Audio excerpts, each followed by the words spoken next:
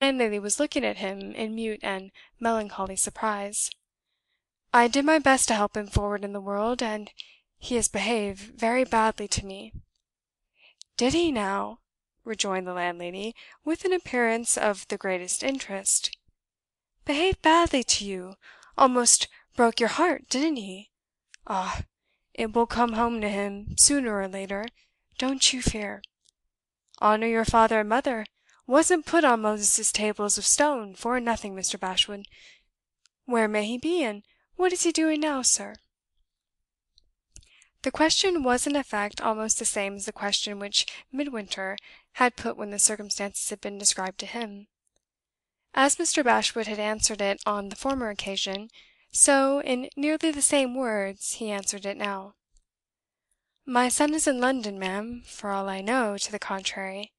He was employed, when I last heard of him, in no very creditable way, at the Private Inquiry Office—" At those words he suddenly checked himself. His face flushed, his eyes brightened. He pushed away the cup which had just been filled for him, and rose from his seat. The landlady started back a step. There was something in her lodger's face that she had never seen in it before. "I hope I've not offended you, sir," said the woman, recovering her self possession, and looking a little too ready to take offence on her side at a moment's notice.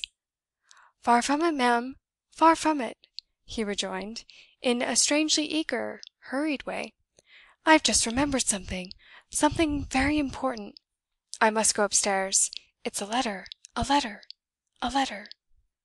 I'll come back to my tea, ma'am. I beg your pardon, I'm much obliged to you. You've been very kind. I'll say good bye, if you'll allow me, for the present." To the landlady's amazement, he cordially shook hands with her, and made for the door, leaving tea and teapot to take care of themselves.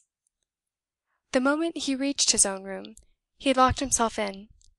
For a little while he stood holding by the chimney-piece, waiting to recover his breath. The moment he could move again, he opened his writing-desk on the table. "That for you, Mr. Pedgift and Son," he said, with a snap of his fingers as he sat down. "I've got a son too." There was a knock at the door, a knock, soft, considerate, and confidential. The anxious landlady wished to know whether Mr. Bashwood was ill, and begged to intimate for the second time that she earnestly trusted she had given him no offence. "No, no," he called through the door.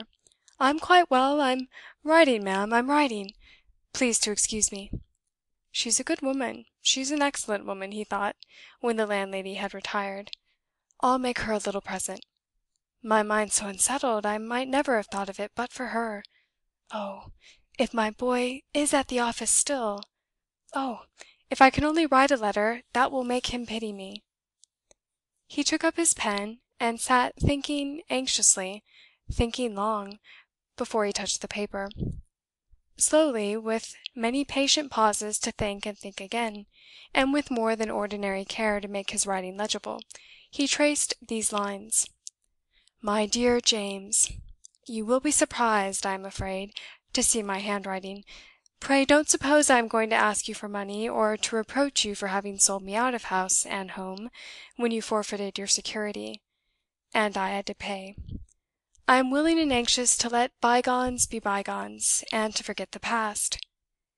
It is in your power, if you are still at the Private Inquiry Office, to do me a great service.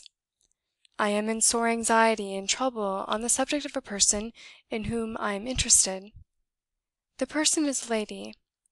Please don't make game of me for confessing this, if you can help it. If you knew what I am now suffering, I think you would be more inclined to pity than to make game of me. I would enter into particulars, only I know your quick temper, and I fear exhausting your patience. Perhaps it may be enough to say that I have reason to believe the lady's past life has not been a very creditable one, and that I am interested, more interested than words can tell, in finding out what her life has really been, and in making the discovery within a fortnight from the present time. Though I know very little about the ways of business in an office like yours, I can understand that without first having the lady's present address, nothing can be done to help me. Unfortunately, I am not yet acquainted with her present address. I only know that she went to town to day, accompanied by a gentleman, in whose employment I now am, and who, as I believe, will be likely to write to me for money before many days more are over his head. Is this circumstance of a nature to help us? I venture to say us, because I count already, my dear boy, on your kind assistance and advice. Don't let money stand between us. I have saved a little something, and it is all freely at your disposal. Pray, pray write to me by return of post. If you will only try your best to end the dreadful suspense under which I am now suffering, you will atone for all the grief and disappointment you caused me in times that are past, and you will confer an obligation that he will never forget on your affectionate father, Felix Bashwood." After waiting a little while to dry his eyes, Mr. Bashwood added the date and address, and directed the letter to his son, at the Private Inquiry Office, Shadyside Place, London. That done, he went out at once and posted his letter with his own hands. It was then Monday, and, if the answer was sent by return of post, the answer would be received on Wednesday morning. The interval day, the Tuesday, was passed by Mr. Bashwood in the steward's office at the great house. He had a double motive for absorbing himself as deeply as might be in the various occupations connected with the management of the estate. In the first place, employment helped him to control the devouring impatience with which he looked for the coming of the next day. In the second place, the more forward he was with the business of the office, the more free he would be to join his son in London, without attracting suspicion to himself by openly neglecting the interests placed under his charge. Toward the Tuesday afternoon, vague rumours of something wrong at the cottage found their way, through Major Milroy's servants, to the servants at the great house, and attempted ineffectually, through this latter channel, to engage the attention of Mr. Bashwood, impenetrably fixed on other things. The Major and Miss Neelie had been shut up together in mysterious conference, and Miss Neelie's appearance after the close of the interview plainly showed that she had been crying. This had happened on the Monday afternoon, and on the next day, that present Tuesday, the Major had startled the household by announcing briefly that his daughter wanted a change to the air of the seaside, and that he proposed taking her himself, by the next train, to Lowestoft. The two had gone away together, but very serious and silent, but both apparently very good friends, for all that.